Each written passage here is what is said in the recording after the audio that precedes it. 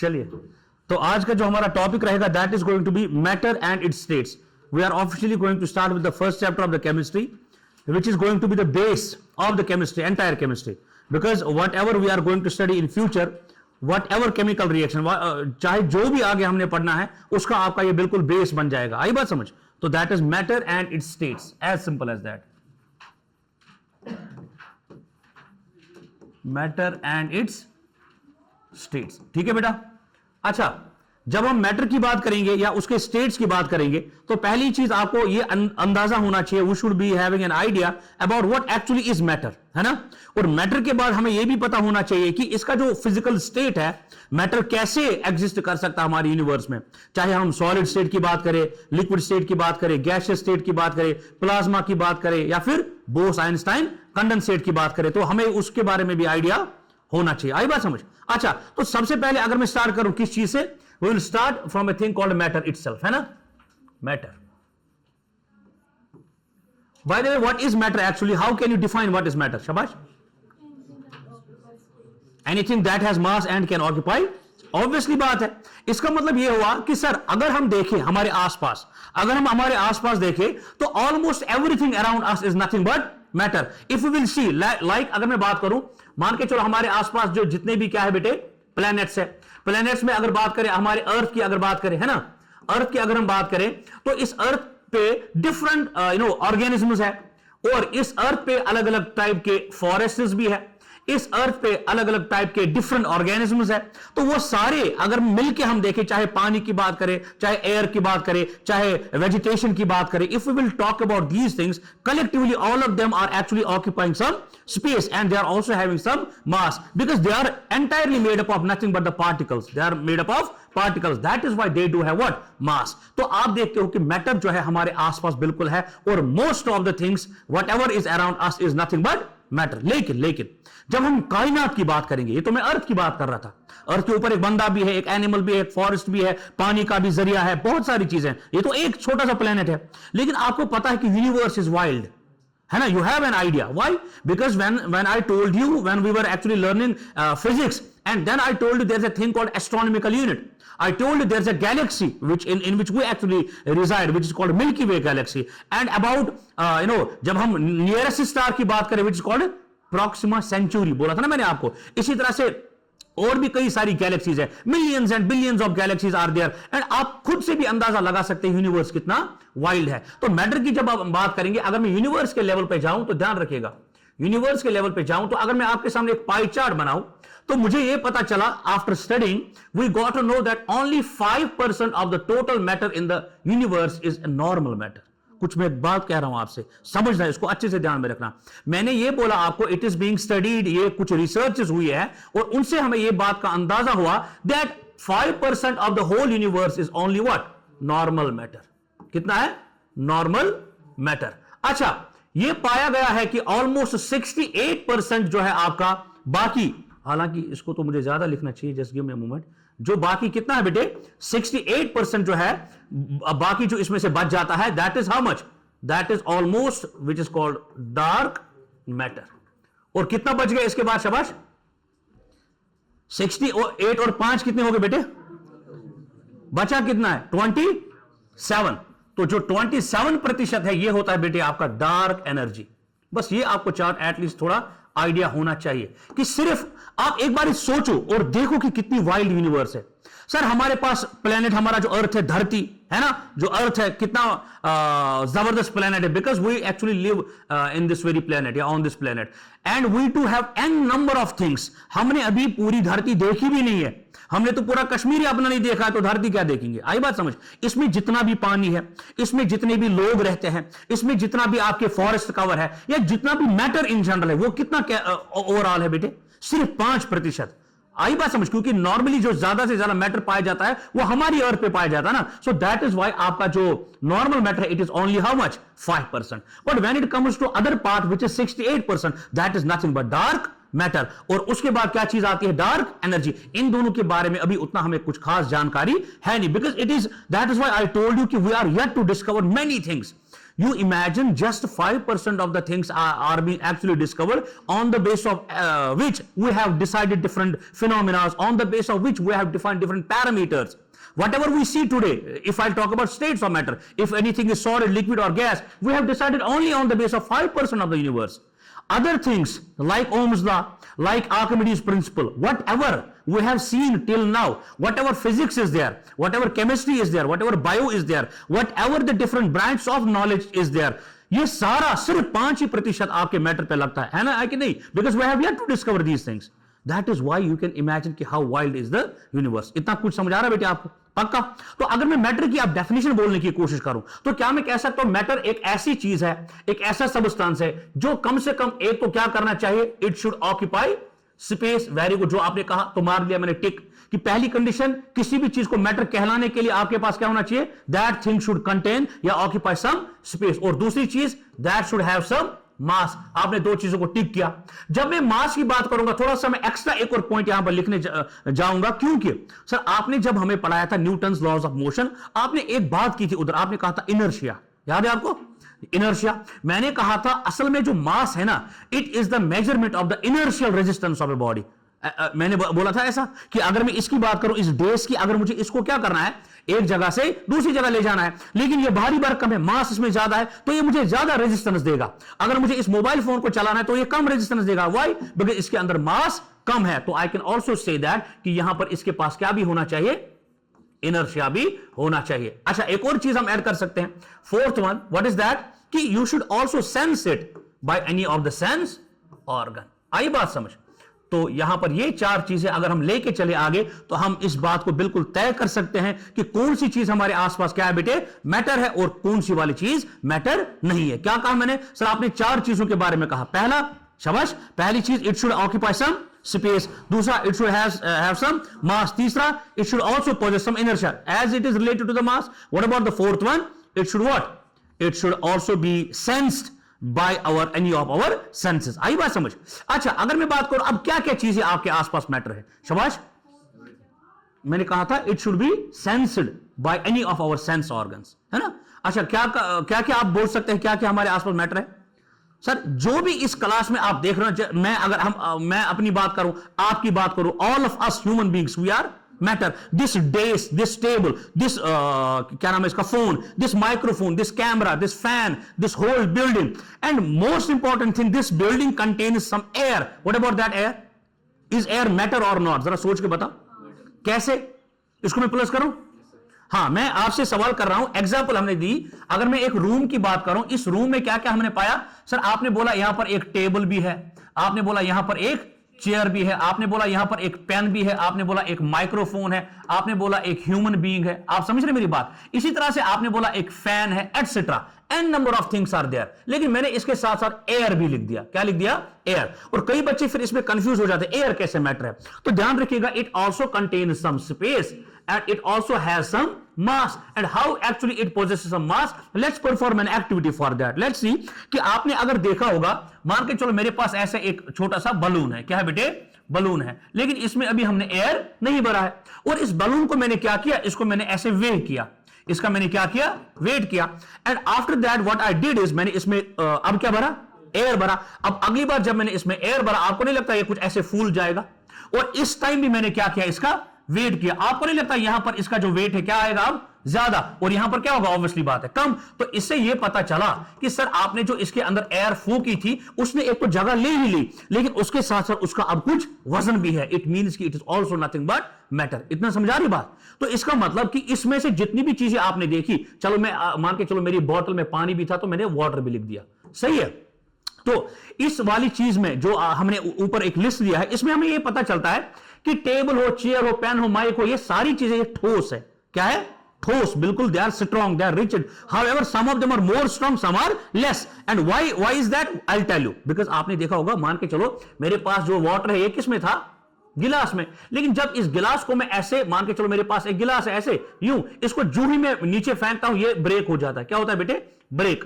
लेकिन अगर मैं ऑन द अदर हैंड इसी शेप का सेम कॉपर का एक गिलास ले लूं, किस चीज का? कॉपर का, हालांकि ताकत सदा हो, मगर क्या वो ब्रेक होगा? मत होगा। सर ये तो आपने इधर इनके अंदर तो आपने भेदभाव किया। दोनों तो सॉलिड थे, लेकिन एक टूटा तुरंत with application of a little bit pressure only और the force only. However the other one which was made up of nothing but copper, वो तो वैसे ही रहा, रिजिड। तो इसका मतलब सर क्या सॉलिड्स के भी कई प्रकार है? यस, सॉलिड्स के भी फर्दर दो टाइप्स है। एक को हम कहते हैं क्रिस्टलाइन सॉलिड्स और दूसरे को हम कहते हैं एमोर्फस। आपने ऐसा सुना होगा। और क्रिस्टलाइन की जब बात करेंगे तो this one is nothing but, ये एक है आपका कौन सा वाला type? Crystalline solid. Why sir? इसको इस वजह से क्रिस्टलाइन कहते हैं क्योंकि जब आप इसको थोड़ा जूम इन करोगे ना, पता चलेगा ना आपको इस गिलास में कैसा कंपोजिशन है, तो आप पता करोगे सर इसके जो छोटे छोटे अपने एटम्स है ना या पार्टिकल्स है, वो किस तरह से बिल्कुल ज्वाइंट है, close together. There is a very minimum gap, very minimum margin between the atoms. That is why it is very compact and strong. Since the atoms are very close to each other, it means that their force of attraction is also very high. Can I say the bonds which are existing between these molecules or atoms are very strong?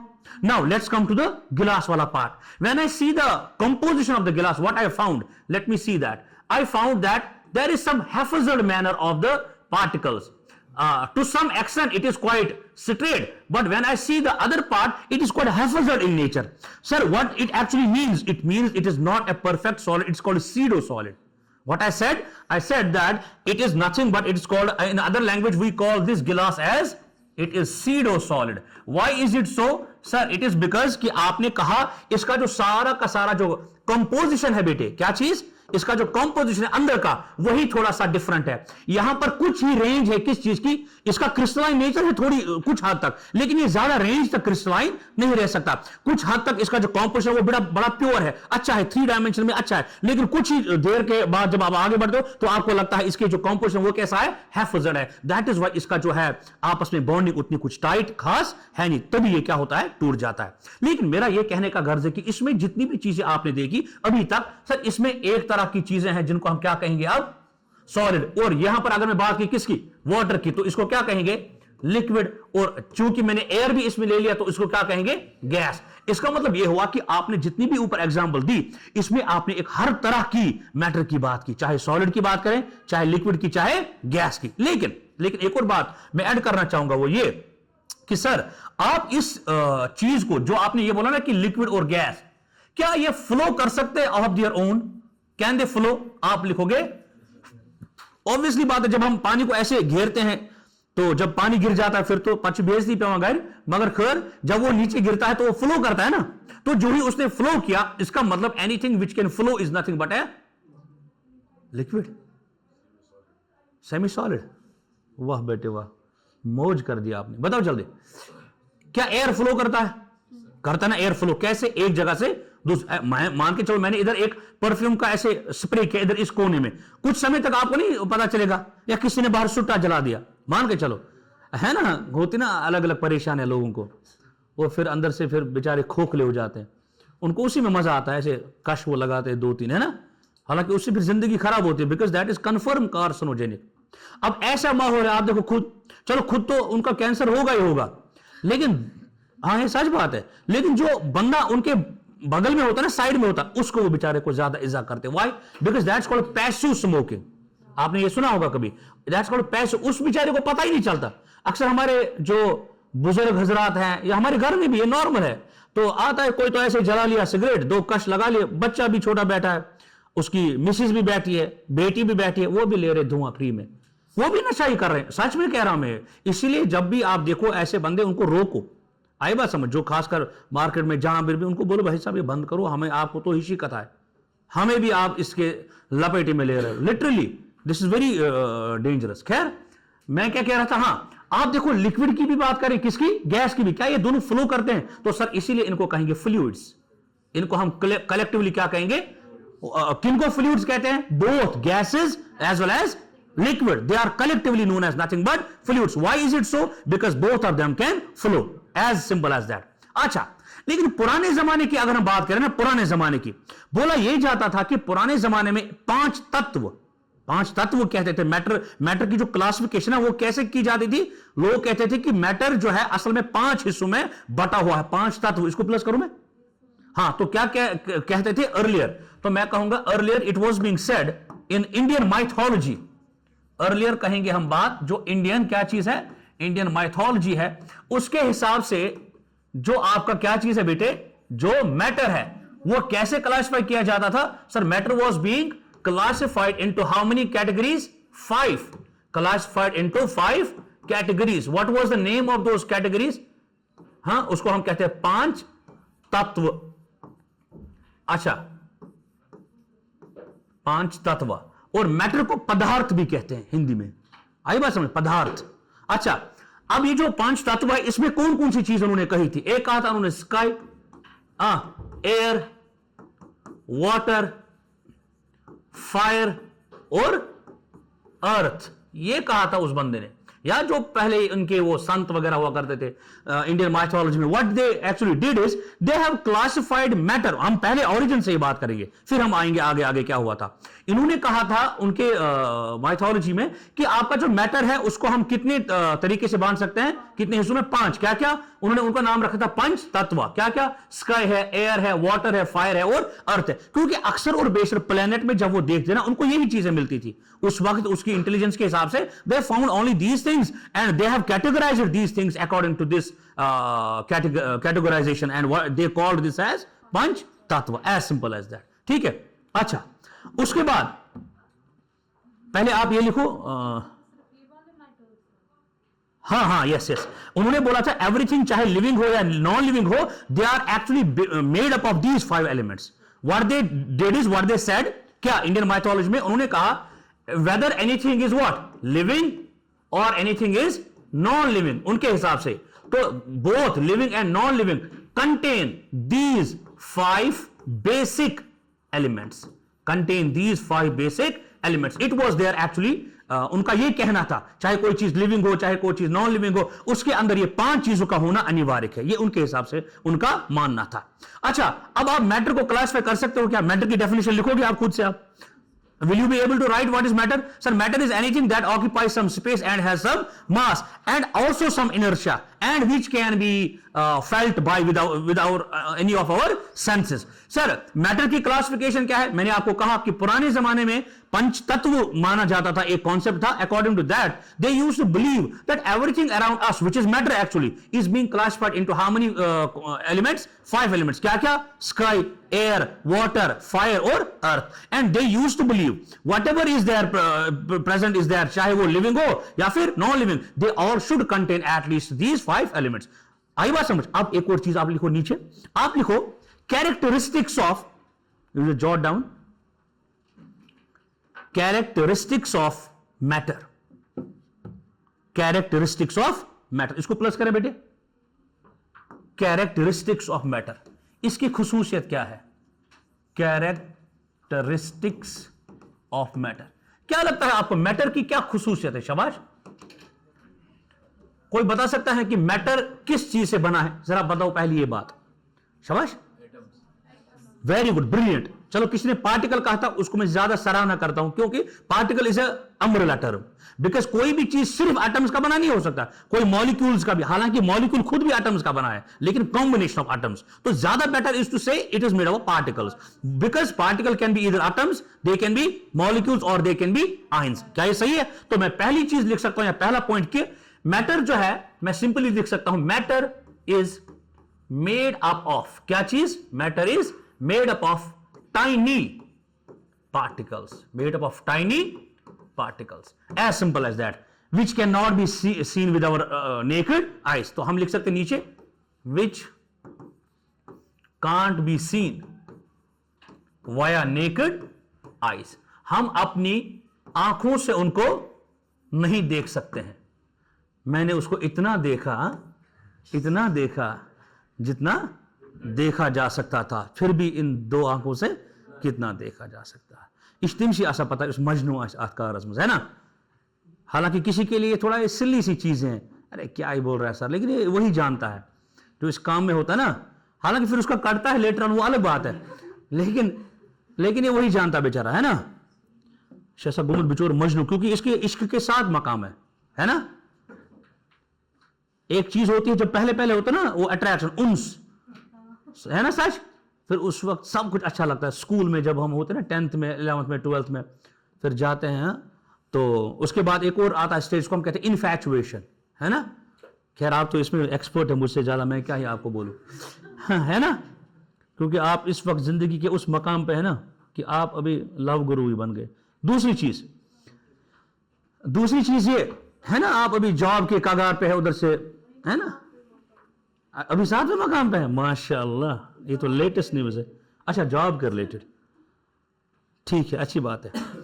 दूसरी चीज क्या हम कह सकते हैं, sir ये जो particles है ना, आप लिख सकते हैं कि इस particles can be either atoms, they can be molecules and they can also be sometimes ions. 3 तरह के होते हैं पार्टिकल, क्या क्या, एटम्स, मॉलिक्यूल्स एंड आयंस।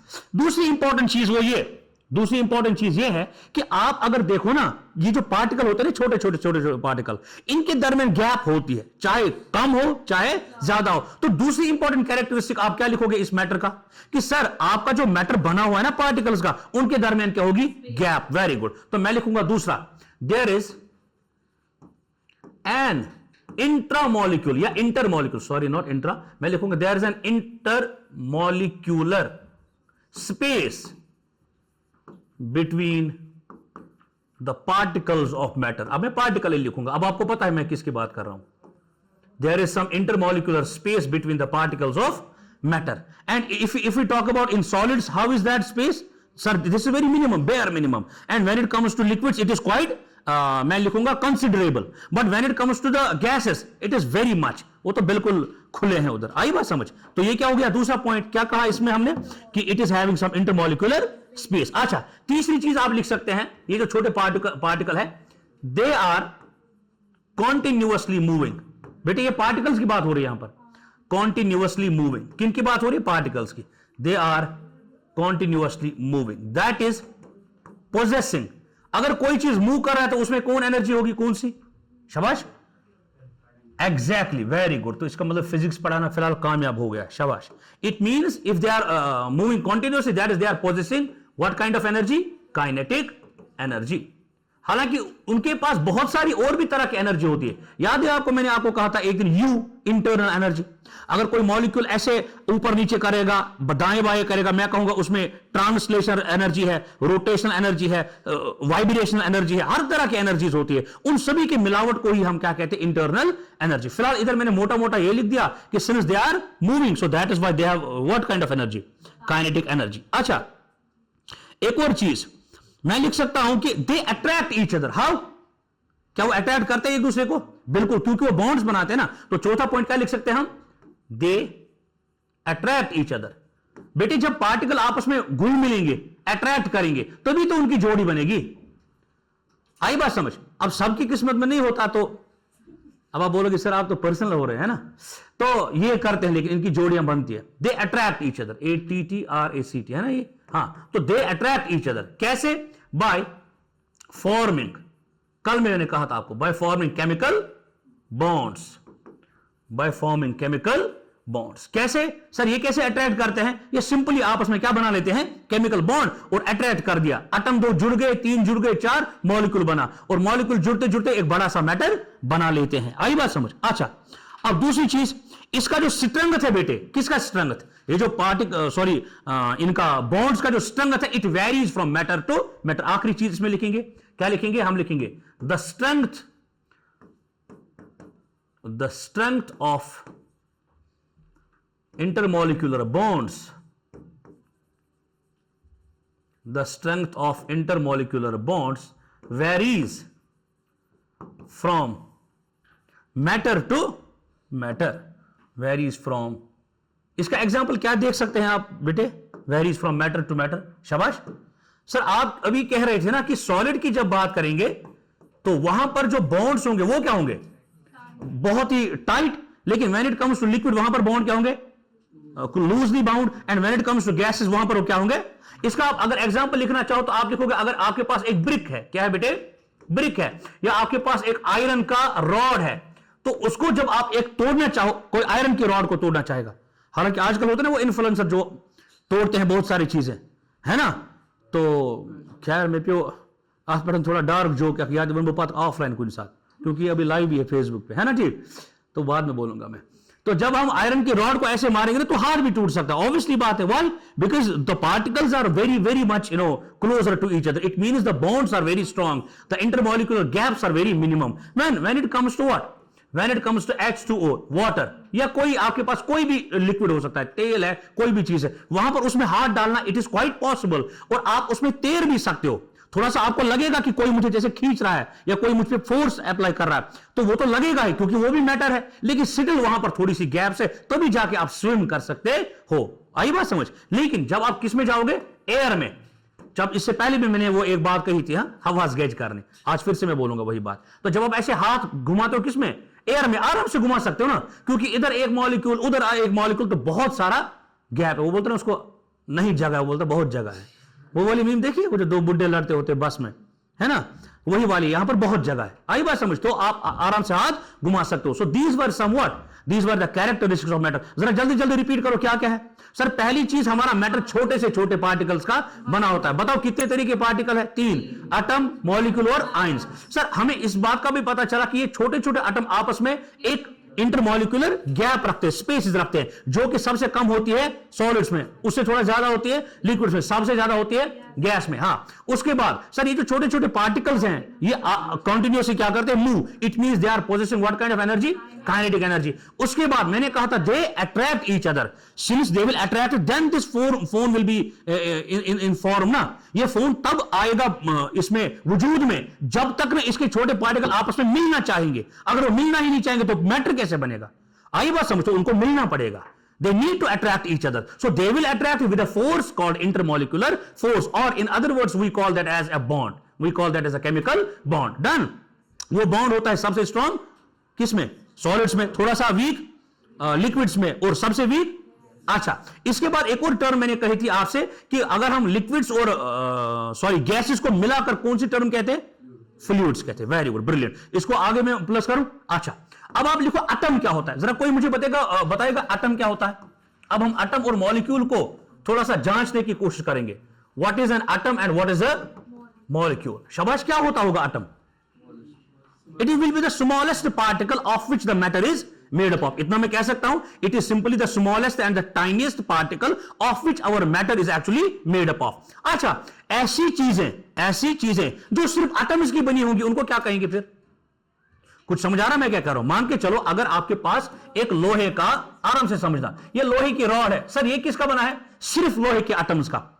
आप समझ रहे मेरी बात? एक एक एटम आपस में जुड़ा है और पूरे की पूरी लोहे की रॉड इसने बना दी। तो कहने से this whole of this iron की rod is made up of छोटे छोटे एटम्स। तो I will call this as atomic substance.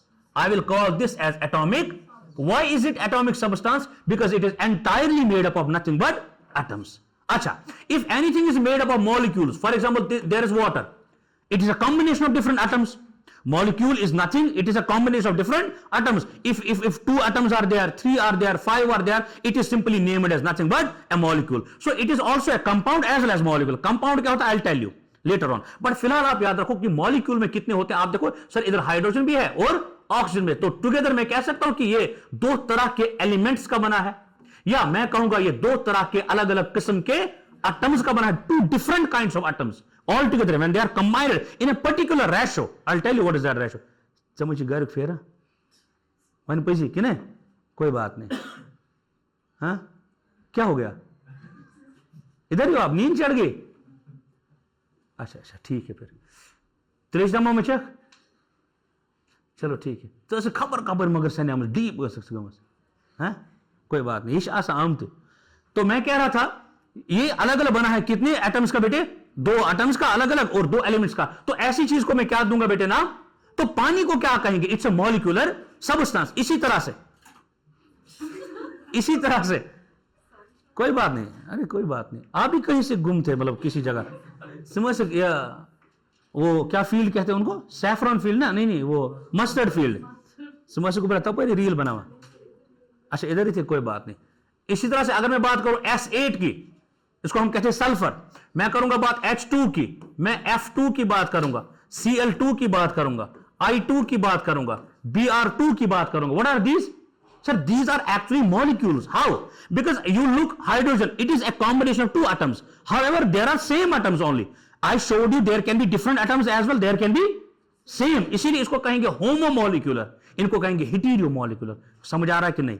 मैं कह रहा हूं अगर ऐसे मॉलिक्यूल होंगे तो इनको कहेंगे they are homomolecular. molecular. Why? Because sir, you have made a molecule out of same kind of atoms. You have did nothing. You simply increases the number of atoms. And you did nothing. You had only one kind of atoms. You increased the number of atoms and combined it together. मान के चलो it was H, it was H. Both of them belong to the same family, and you did nothing, and you simply combined two hydrogen atoms, and we named it as a molecule of hydrogen. Why? Because there were involvement of two atoms, but not two kinds of atoms only. That is why I will name this as homomolecular. But if there is a molecule which is made up of two atoms, but two different kinds of atoms, then only I will call it as, क्या कहेंगे इसको? हिटीरियो molecular. ये कौन सा substance है? हिटीरियो molecular substance. अच्छा, इसको मैं कह सकता हूं, इसको होमोमॉलिक्यूलर को एक और नाम क्या है बेटे? इसको हम कहते हैं मॉलिक्यूल्स ऑफ एलिमेंट्स. ध्यान रखना बेटे, इसको क्या कहते हैं? होमोमॉलिक्यूल्स को मॉलिक्यूल्स ऑफ एलिमेंट्स. क्योंकि hydrogen, sulphur, fluorine are the elements और not? Yes, they are actually elements. By the way, what is the definition of an element? कैसे आप एक एलिमेंट को डिफाइन करोगे? How, what is an element? क्यों आप iron की, लोहे की रॉड को एलिमेंट कहते हैं? शाबाश, बताइए ना. मैं कब से एलिमेंट एलिमेंट कर रहा हूं, आपको एलिमेंट ही नहीं पता है क्या है? एलिमेंट है ना हमारी पीरियोडिक टेबल में बहुत सारे. Element can be either metal, it can be non metal और मेटलॉइड. ये याद रखना. आपका एलिमेंट कितने प्रकार का हो सकता है?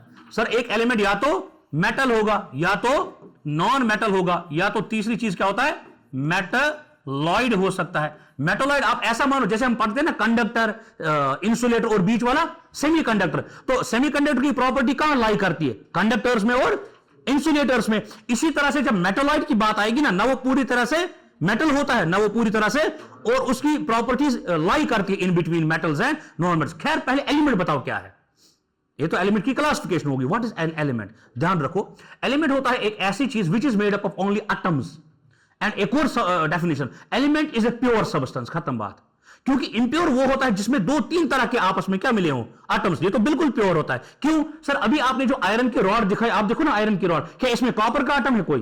क्या इसमें एल्यूमिनियम का कोई एटम है? मत है. तो सिर्फ इसमें एक ही तरह के, when I say if substance is made up of only one kind of या one type of atoms, then only I will call it as an element. तो मैं लिखूंगा it is made up of only one kind of atoms. ठीक है जी. तो क्या होता है एलिमेंट? जो एक ही तरह के एटम्स का आपस में बना हुआ. जैसे कि आपका कौन है बेटे? जैसे कि आयरन है, एल्यूमिनियम है, कॉपर है, वो सारे ही आपस में क्या होता है? एक तरह के बने होते. और एक और चीज मैं लिख सकता हूं, it is the simplest of the substance. मतलब जो एक सिंपलेस्ट सबस्टेंस या मैटर हो सकता है, वो कौन हो सकता है बेटा? आपका एक एलिमेंट ही हो सकता है. और एक और बात, comma, it is also a pure substance. इसको हम एक प्योर सबस्टेंस भी कहते हैं. किस चीज को? एलिमेंट को. क्या आप कंपाउंड को प्योर सबस्टेंस कह सकते हैं बेटे? क्यों? वाह बेटे वाह, compound is also a pure substance. चौंक गए ना? चौंक गए ना आप?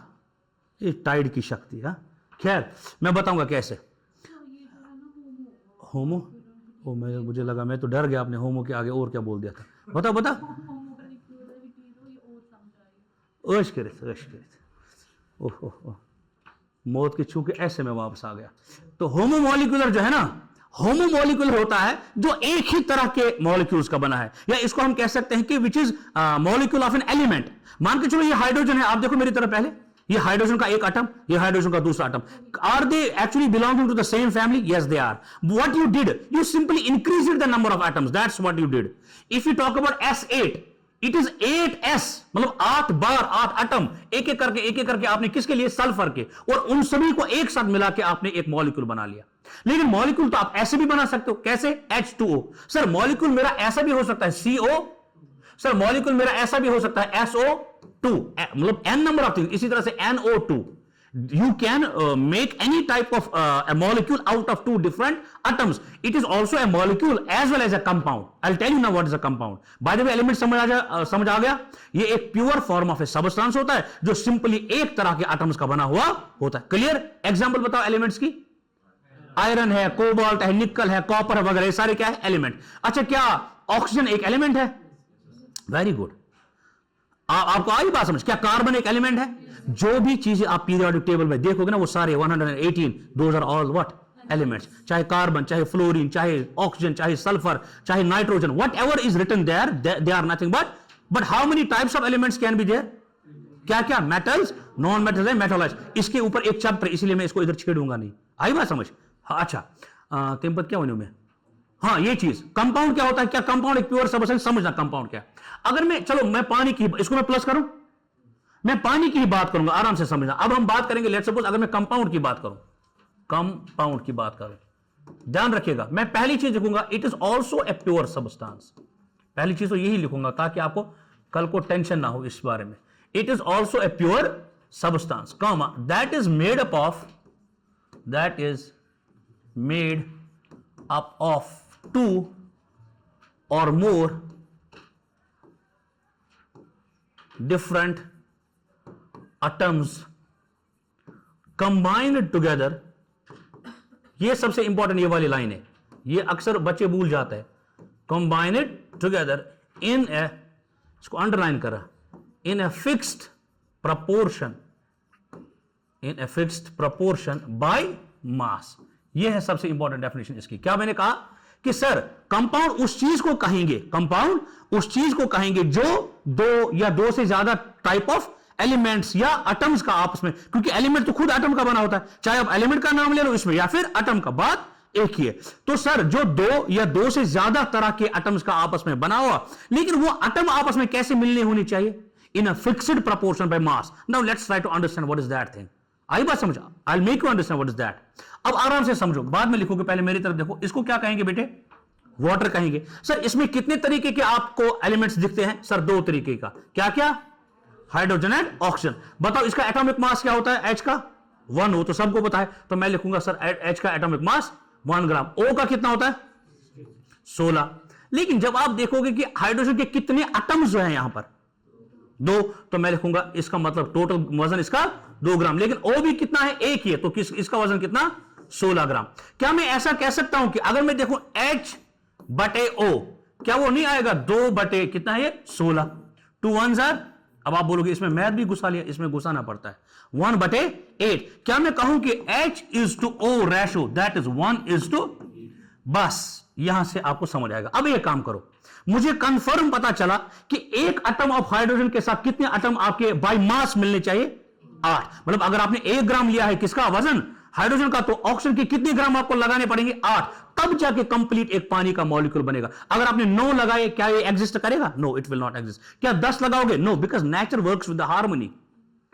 Now comes the twist. अब आप एक काम करेंगे, इसके बाद मैं लाऊंगा एक, ये गिलास मैंने लाया है, ये दूसरा गिलास लाया, आराम से समझना, ये तीसरा और ये चौथा. इसको मैंने नंबर भी लिखा 4, ये 3, ये 2 और ये 1. अब देखना क्या ट्विस्ट है. सर इसमें जो ये 4th वाला है ना, ये ओशन वाटर है, और ये वाला एक पॉन्ड का वाटर है, ये वाला एक रिवर का वाटर है, समझना, और पहला वाला एक टैप का वाटर है. सही है? और सारे के सारे किसमें मैंने लगाए हुए हैं? एक वो वाले गिलास में, ट्रांसपेरेंट गिलास. अब आप सारे बच्चे देख रहे हो, क्या आप देख के ही बता सकते हो कि कौन कहां से आया? सोर्स पता चलेगा? मतलब देख के मत, मतलब अगर आप टेस्ट करोगे, कोई पानी थोड़ा नमकीन होता है, खारा होता है, वो तो पता चलेगा, लेकिन मैं बोल रहा हूं देख के ही पता चलेगा, क्योंकि सारे वाटर ऑलमोस्ट एक तरह के दिखते हैं, है ना? तो इसका मतलब सर ये हुआ कि चाहे आप किसी भी सोर्स से पानी लाओ, क्या उसकी केमिकल कंपोजिशन चेंज होगी? क्या उसका ये रेशो डिफरेंट होगा? क्या आप टैप वाटर में 1:8 की जगह 1:20 पाएंगे? नो. क्या आपके पास पॉन्ड वाटर में ये रेशो चेंज हो जाएगा? अब जाके ये कंपाउंड कहलाया जाएगा. कब? सर जब आप देखते हो ना किसी भी कंपाउंड को, कंपाउंड का दर्जा कब मिलता है? जब उसके अंदर के जो एलिमेंट्स है वो प्रेजेंट होते हैं in a fixed proportion by mass. That is how we will name anything as a compound. Are you getting my point? So that is how we will name it as a compound. Done. अब clear compound क्या होता है, और ये भी होता है pure. अब बोलोगे अब ये प्योर कैसे हो गया?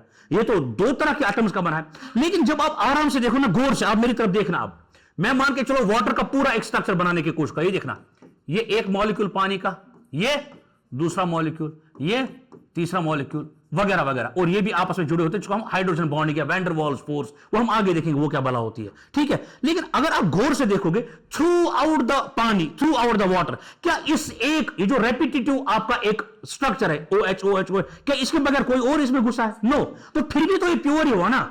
इंप्योर तब होता जब इसमें NO2 आप पाते बीच में कभी। इंप्योर तब होता जब इसमें कॉपर का कोई चीज होता, बीच में केमिकल कंपोजिशन। अरे इंप्योर वैसे नहीं होता आपने मिट्टी इसमें डाल दिया, ये इसका टेस्ट बिगड़ गया, रसना डाल दिया, नहीं नहीं नहीं, है ना। मतलब इंप्योर होता है, आप समझ रहे मेरी बात। ये इंप्योर तब हुआ जब इसकी केमिकल कंपोजिशन को आपने छुआ, जब इसकी रूह को आपने छुआ, ऐसे फिजिकली आपने छुआ, वो इंप्योर नहीं हुआ। अरे मतलब वैसे मैं बोल रहा हूं, आप समझ रहे मेरी बात। मतलब यही तरीका है इसको समझाने का, ठीक है। आगे जाएं, हाँ हाँ बोलो बोलो। वो मैंने एलिमेंट का लिखा है, that is element, that is definition for element only, that is not a definition for pure substance. Now मुझे लगा ही था कि बच्चों को हो जाएगा confusion, but that is just for the element, क्योंकि एलिमेंट में अगर 2 तरह के पाए तो वो एलिमेंट कहां से रहा। डन। अब कंपाउंड क्या है, वो हो सकता है 2 तरह के, 3 तरह के भी, लेकिन वहां पर कंडीशन क्या है, 2 should be mixed together well chemically.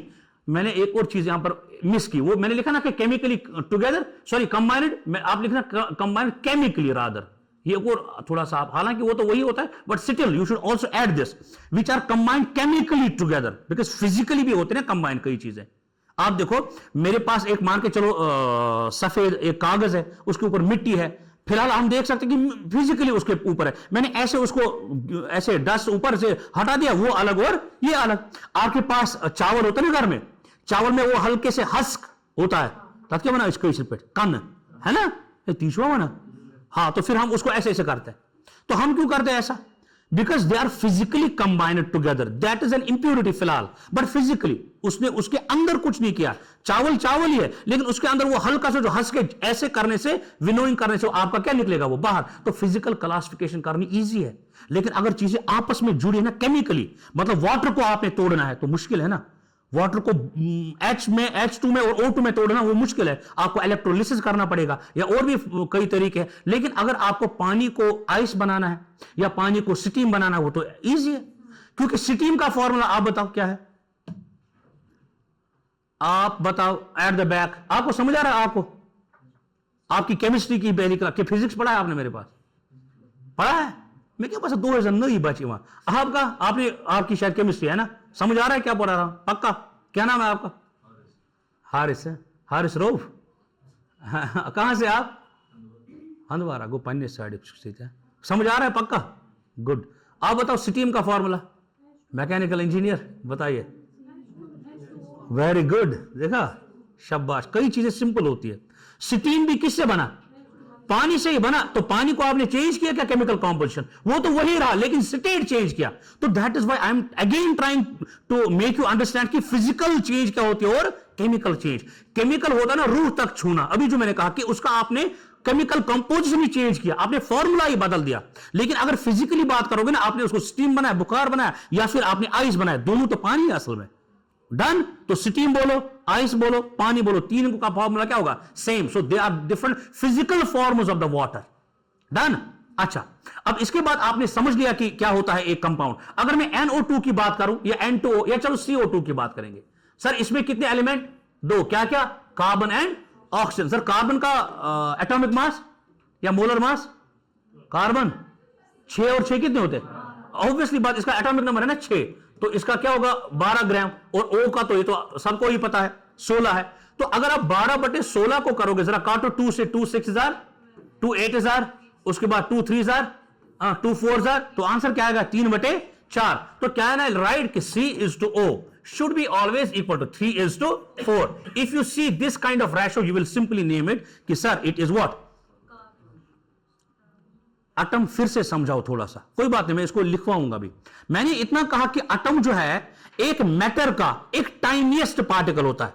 मान के चलो ये जो अगर मेरे पास एक मार्कर है या पेन है, क्या ये पेन वजूद में जब आया, क्या इसको वजूद में लाने के लिए मैंने छोटे छोटे छोटे छोटे एटम्स को आपस में नहीं बांधा होगा, बिल्कुल बांधा होगा। वो जो tiniest part of the matter है, जो क्या नाम है इसका, जो एग्जिस्ट कर सकता है इंडिपेंडेंटली भी। एक और मैंने वर्ड इस्तेमाल किया, एक और मैं करूंगा वर्ड, वो ये कि it takes place in a chemical reaction as well.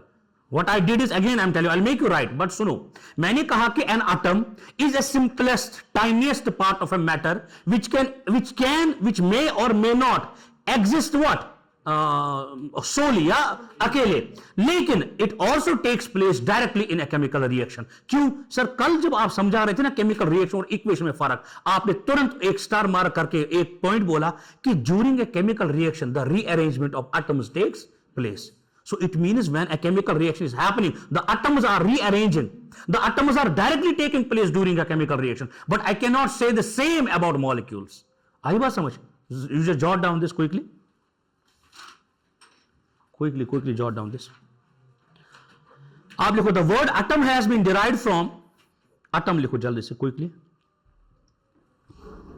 The word atom has been derived from Greek word atomos, atomos. लिखा बेटा एटमॉस, मीनिंग इनडिविजिबल, जिसका मतलब क्या हो गया? इनडिविजिबल, जो टूटे ना। लिखा बेटे? नीचे लिखेंगे an atom is the smallest particle of an element.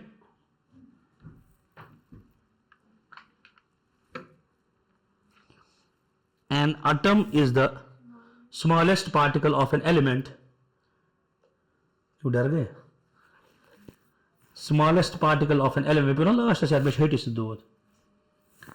अच्छा, उसके बाद that may or may not exist, जो अभी कह रहा था मैं, that may or may not exist independently, independent woman है, independently लिखा, comma, and takes part in chemical reactions, and takes part in chemical reactions, full stop। नीचे लिखेंगे atoms of different elements,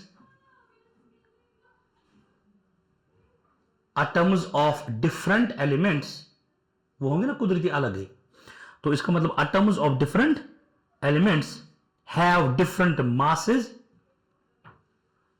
atoms of different elements have different masses and chemical properties, masses and chemical properties। मतलब अगर iron का atom है उसका अपना मास अपनी property, aluminium का एटम है उसका अपना भारी मास अपनी प्रॉपर्टी, तो हर एक एलिमेंट का अपना तरीके का एटम, अपना साइज अलग, अपना मास अलग, अपनी प्रॉपर्टी अलग। यही मैं कहने की कोशिश कर रहा हूं। Write down molecule.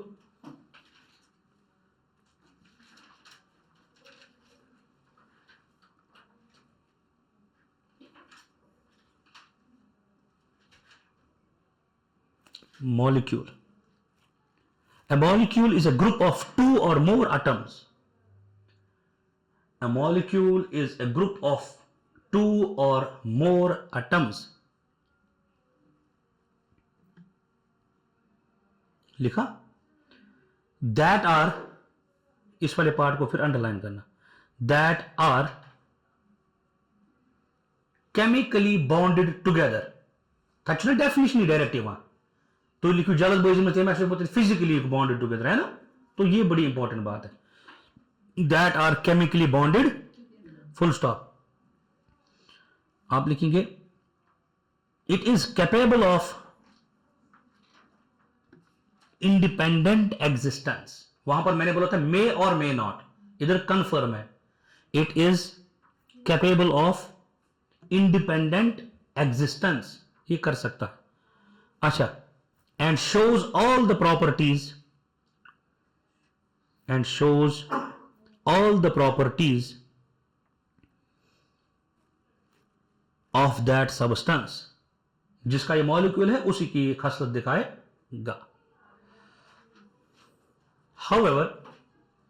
however नीचे लिखेंगे it does not take part, किसमें?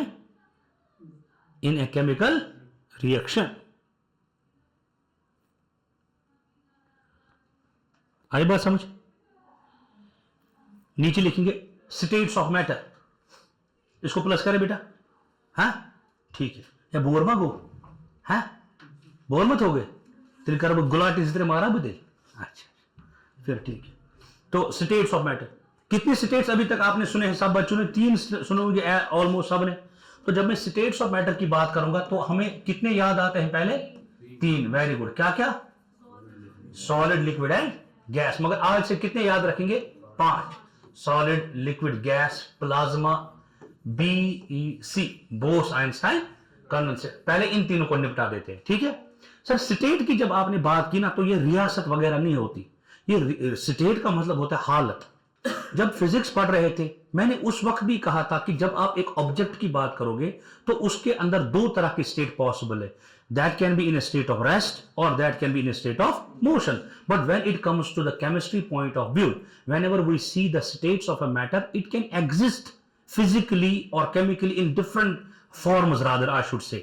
जब हम बात करेंगे एयर की तो ये एक जो हवा है या हवा का झोंका जो भी है, ये आपको जब आप इसको मैटर कंसिडर करोगे यू विल सिंपली फील कि ये जो है हल्का आपको महसूस होगा और इसके जो पार्टिकल्स बड़े दूर दूर दिखेंगे। इसकी अपनी कुछ प्रॉपर्टीज होंगी। आप इसको कंप्रेस कर सकते हो, आप इसकी शेप को मेंटेन भी कर सकते हो। आपको बात आई समझ? जिस वेसल में डालोगे उसी का है ना, उसी का बन जाएगा। ये घुल मिल जाता है बेचारा, है ना। तो हाँ, ज्यादा शुद्ध दिमाग के साथ सुना इंसान, हाँ, तो उसी का नहीं बनना है। थोड़ा भी साथ सुन, सेल्फ रेस्पेक्ट दे थोड़ा बहुत, है ना। खैर, दूसरी चीज ये कि अगर पानी को भी जब हम देखते हैं, पानी को अगर किसी बकेट में डाला उसी की शेप ले लेगा, क्या वो इनकम्प्रेसिबल है या नहीं है वो भी देखेंगे। इसी तरह से लेकिन जब सॉलिड की बात करेंगे ना वो थोड़ा सा रिजिड है। रिजिड होना चाहिए बंदा, हाई बात समझ। थोड़ा फर्टाइल भी होना चाहिए लेकिन रिजिड भी आजकल के जमाने में, हाई बात समझ। So when you are solid enough, when your persona and aura in the room, when you are coming, जैसे वो बोलते हैं ना सलमान खान जब आते हैं ना रूम में तो सारे भाग जाते हैं ना, आपको आई बात समझ, सारे साइड में बैठते, तो वैसा ऑरा और पर्सोना बनाना चाहिए। ऐसा नहीं कि पीछे बात करे फिर बंदे। लेकिन एक और बात मैं आपको कहना चाहूंगा, जिस महफिल में भी आप किसी का जिक्र करोगे ना, 4 बंदे आप बैठो, आपने देखा उसने क्या पहना था, ये वो जो भी है, या आपने देखा वो उसका क्या चल रहा है आजकल, होते ना अक्सर ये। लेकिन जो ही आप उठोगे ना, next number will be yours. You should remember that thing. इसमें गुस्सा आने की कोई बात नहीं, क्योंकि जब हम करेंगे किसी के बारे में बात, जिस महफिल में उठ के जो ही आप निकलोगे तुरंत क्या बोल था, आई बात समझ। ये इसलिए यू शुड एक्चुअली, अगर जैसा इंसान है वो वैसा ही दूसरे के अंदर मतलब आईना देखता है, दैट्स व्हाट इट इज। खैर, फिलॉसफी को छोड़ के फिलहाल आते हैं फिर से सॉलिड पे। तो सॉलिड क्या चीज होती है? एक ठोस, रिजिड, बड़ा स्ट्रॉन्ग एक चीज होती है जिसके मॉलिक्यूल अंदर से क्या होंगे, बड़े क्लोजली पैक्ड होंगे। अच्छा, तो सॉलिड को क्या लिख सकते हैं हम? जो चीज क्या होगी, रिजिड होगी। लिक्विड को क्या लिख सकते हैं? जो रिजिड नहीं होगी, बल्कि इसके अंदर जो मॉलिक्यूल है वो क्या होंगे, loosely bound. But when it comes to gas, इसके अंदर क्या होंगे molecule, I make you understand each and everything. मैं लिखाऊंगा भी, फिलहाल मेरी तरफ ध्यान रखो। तो इसमें सबसे ज्यादा होते हैं। इसके एग्जांपल बताओ सॉलिड की। आपने लिख लिया एक ब्रिक, आपने लिखा एक गिलास, आपने लिखा आयरन का एक रॉड, आपने लिखा टेबल, है ना, एटसेट्रा। ये सारे क्या है बेटे? These are all solids. But in case of solids, I told you earlier, we have how many types? 2. वो तो हमने अभी लिखा भी पीछे, crystalline and amorphous. I don't think we need further discussion on this. मत तो crystalline and amorphous. In other words, we also call this as pseudo solids. तो amorphous को एक और तरह से हम जानते हैं pseudo solids. तो क्यों हम pseudo solids कहते हैं? क्योंकि ये ब्रेक डाउन होते हैं इजीली, क्योंकि ये ब्रेक होते हैं इजीली। क्यों? क्योंकि इनका जो स्ट्रक्चर है, मॉलिक्यूलर स्ट्रक्चर, कौन सा स्ट्रक्चर? मॉलिक्यूलर, वो स्टेबल नहीं होता, वो स्टेबल नहीं होता। और इनका मॉलिक्यूलर स्ट्रक्चर क्या होता है? स्टेबल। मैं लिखूंगा इनका मॉलिक्यूलर स्ट्रक्चर होता है बिल्कुल क्रिस्टलाइन एंड स्टेबल। तभी कहते हैं ना अक्सर हम क्रिस्टल क्लियर हो गया, क्योंकि इसकी शेप ही मशहूर है। ये हर जगह जब आप 3D लैटिस देखोगे ना, क्रिस्टल, अब जब आप थोड़ा डेप्थ में जाओगे, हालांकि उतना नहीं जाना है, तो हमें पता चलता है कि shapes of the solids are also different. BCC, FCC, कभी सुना है आपने? जो मेडिकल वाले होंगे तो body centred cubic, face centred cubic, है ना, वो आपने देखा होगा ये क्या चीजें होती है। ये अलग अलग शेप्स होती है। या SP3D, वो मतलब है तो हाइब्रिडाइजेशन इनकी, वो ज्यादा डेप्थ में है, वो पढ़ाते हैं नीट JEE लेवल में, उतना हमें नहीं जाना डेप्थ में। आई बात समझ। तो फिलहाल हमें मोटा मोटा इतना पता होना चाहिए कि solids can be pseudo solids और amorphous, and in other words they can, sorry, different type क्या है उसका दूसरा, क्रिस्टलाइन। बट सॉलिड, लिक्विड और गैस, सॉलिड की एग्जांपल आपने बता दी, लिक्विड की बताओ, जैसे कि पानी है और ऑयल है एटसेट्रा। कोई भी फ्लूइड जो फ्लो करेगा that is a liquid, sorry not every other fluid is a liquid, but fluid की कैटेगरी में लिक्विड आता है। ऐसा नहीं कहना कि सारे फ्लूइड लिक्विड है, क्योंकि कुछ फ्लूइड तो गैस भी है। गैस की जब बात करेंगे तो इसके इंटरमोलिकुलर फोर्सेस बहुत ही ज्यादा दूर होते हैं। गैस के एग्जांपल लेंगे सबसे important air. Why? Air is a mixture of gases. इसमें किस तरह की गैस होती है? डिफरेंट। जैसे अगर बात करें हाइड्रोजन की बात करें, इसमें वाटर वेपर भी होते हैं, इसमें नाइट्रोजन भी होता है, इसमें ऑक्सीजन भी होता है, कार्बन डाइऑक्साइड भी होता है, एटसेट्रा। इस तरह से मीथेन भी एक गैस है, CH4 सॉरी, है ना। मीथेन भी क्या है? एक गैस है। इसी तरह से there are n number of gases which are present in the universe, present in the on the earth. खैर, अब ये था solid, liquid and gas. I make you write this. लेकिन एक और बात, वो तो आपको बचपन से ही पता होगा कि इसकी शेप फिक्स्ड होती है, इसकी नहीं है, इसका वॉल्यूम फिक्स्ड है, इसका नहीं है। We also know, all know that those are the properties of solid, liquid and gas. But what makes them so, that is very important. That is only the intermolecular forces or intermolecular distances. सोचने समझने वाली बात है। अगर कोई किसी की shape में नहीं घुलता है तो वो रिजिड है, तो वो ठोस है। तो इसका मतलब उसकी शेप अगर रिजिड है, ठोस है, वो इस वजह से क्योंकि उसकी इंटरमोलिकुलर फोर्सेस स्ट्रांग है। आपको कोई भी प्रॉपर्टी उधर आए, अगर आपको ये तीन चीजें पता, ये बांध लो गांठ। क्या चीज? पहली कि सॉलिड में intermolecular forces are very strong, the intermolecular distances are very weak, very less, minimum. When it comes to liquids, the intermolecular forces are intermediate, also the distances are intermediate. When it comes to gases, intermolecular forces are very weak, as well as the distances are very large. That is very important. Then only you can name every other property on the basis of its chemical composition, which is the intermolecular thing. Done. Now comes the two other states, which is what? Plasma and, इसको plus करूं, plasma and what? Bose-Einstein condensate. अब देखो इनकी क्या दलील है। अगर मैं प्लाज्मा की बात करूं ना, तो क्या होता है प्लाज्मा? शाबाश। Can you create plasma within the laboratory? Yes we can, because it requires immense amount of temperature and pressure. You might have seen natural plasma. When I talk about natural plasma, क्योंकि artificial तो मतलब जो lab में बनाओगे, अगर आप natural plasma state की बात करोगे तो you might have scene whenever the lightning is happening. What is happening? Lightning. And also solar flares. What are these? I'll tell you. या ऐसा होता है CME, इसको क्या कहते हैं? कोरोनल, ये कोरोना बीमारी नहीं है, मास इजेक्शंस। ये थोड़ा यूपीएससी लेवल का ये चीज चला गया, but you should know coronal mass ejection होता है जब भी आपके सन से थोड़ा एक मास बाहर जाए। सन कितना गर्म होता है, तो यहां पर इसको बनाने के लिए you need immense temperature, very very high temperature. तो जब आपका टेम्परेचर कितना हो, तापमान क्या हो, ज्यादा। असल में अगर आप एक गैस का तापमान क्या करोगे, बहुत ज्यादा बढ़ाओगे, और प्रेशर भी, इसका मतलब आप एक नया एक स्टेट हासिल कर सकते हो। उस स्टेट को हासिल करने तो हमें जतन करना पड़ेगा, लेकिन नेचुरली भी वो हमें हमारे पास अवेलेबल हो सकता है। किसकी शक्ल में? लाइटनिंग की शक्ल में, सोलर फ्लेयर की, जो सन से आती है वो लपटें, जिनको हम कह सकते हैं आग की लपटें, sort of, because the temperature there is in million of the degree, degree Celsius. when I talk about sun, how hot it is millions of the degree Celsius. So it means कि वहां पर इतना तापमान है कि hydrogen and hydrogen आपस में क्या हो रहे हैं बेटे? फ्यूज हो रहे हैं। और क्या दे रहे हैं हमें? Helium, which is called nuclear fusion, जिसको हमने इससे पहले भी समझा था। तो दैट इज व्हाई कि कोरोनल मास इजेक्शन की बात करें, सोलर फ्लेयर्स की बात करें, लाइटनिंग की बात करें, they all are actually a form of plasma. But if we talk about the real life application of this plasma, yeah, wherever we see this, can you name any of the thing which you actually see in your day-to-day life and you find it is plasma actually? Shabash. Neon signs, exactly. Neon bulbs, neon signs, समझा ये क्या कह रहा है? मत है समझ? पेवन नास में से तो चुना कुछ तुम रोडन पे आसा तुम एरो बने, तुम नफर बने जी किस कहीं। अरे वो जो रोड पे होता है लगा हुआ ऐसे, स्टॉप है, बस आगे है, वो जो गोल पोस्ट होता है, आया कुछ समझ? उसमें जब लाइट पड़ती है वो कैसे चमकता है? That is again type of plasma. Yes. या इसी तरह से नियॉन बल्ब्स, उसमें भी टेम्परेचर बड़ा हाई होता है, उसमें डिफरेंट टाइप्स ऑफ गैसेस को हमने बहुत हाई टेम्परेचर में रखा होता है, और हमने आर्टिफिशियली किस चीज को बनाया होता है? प्लाज्मा को।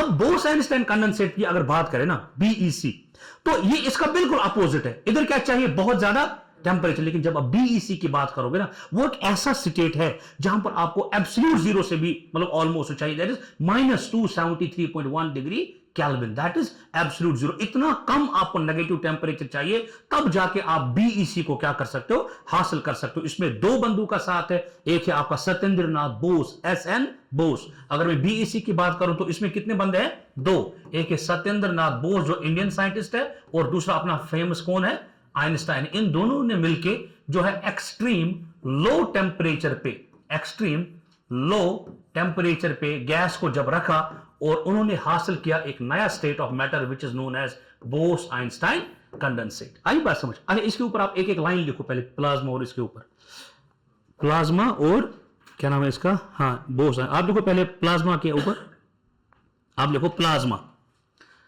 इट कंसिस्ट ऑफ, प्लाज्मा में लिखेंगे इट कंसिस्ट ऑफ,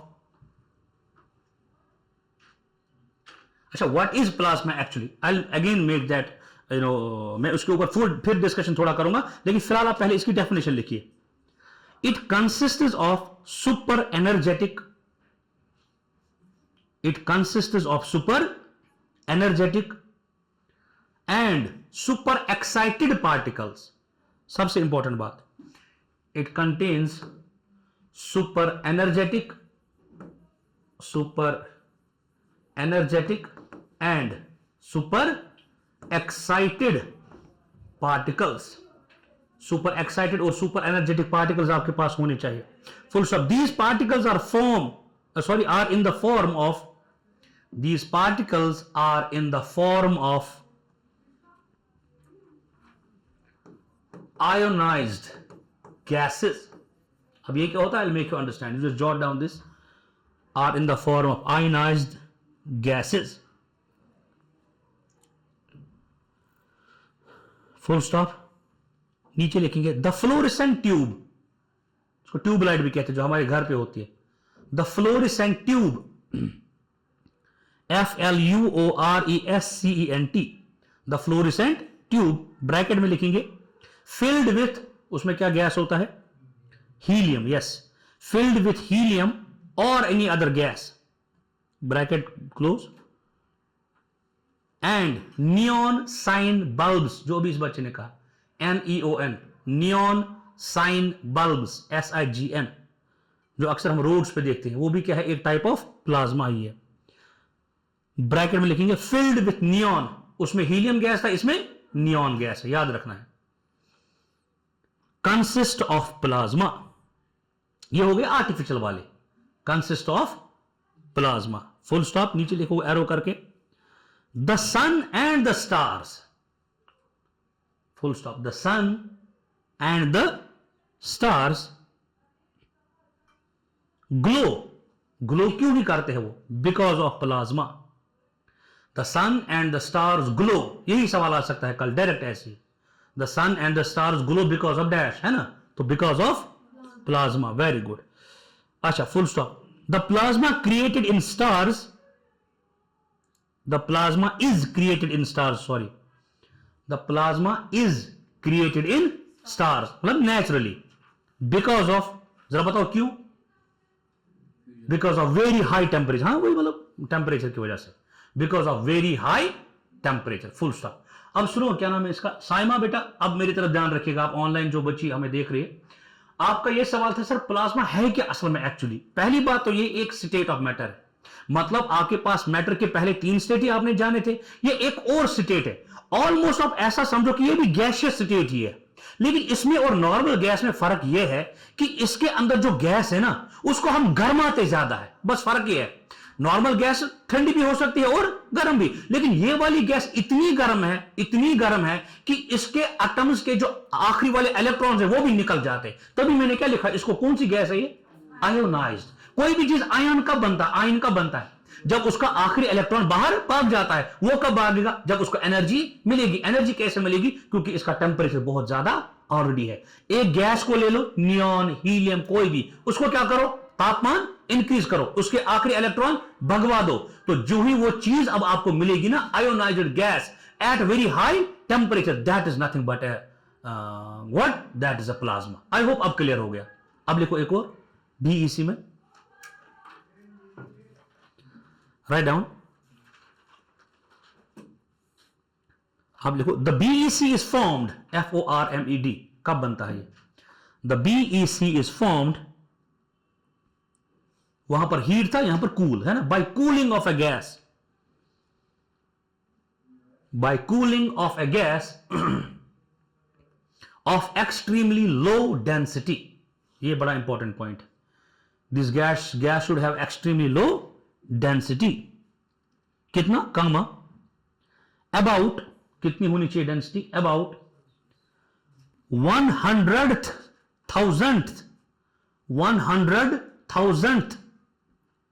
मतलब 1,00,000 ऑलमोस्ट को आप बोल सकते हैं.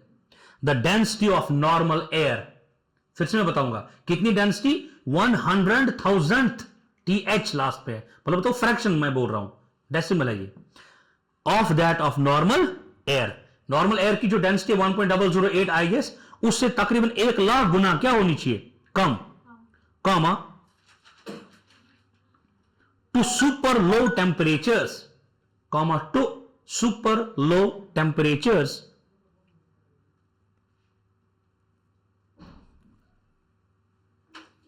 Full stop. अब पता है आपको 2001 में बंदे 3 हैं, एक नाम है एरिक ए कॉर्नेल, दूसरा है वोल्फगैंग और तीसरा है Carl E Wieman of USA. They received Nobel Prize in Physics for achieving this Bose-Einstein condensate when 2001.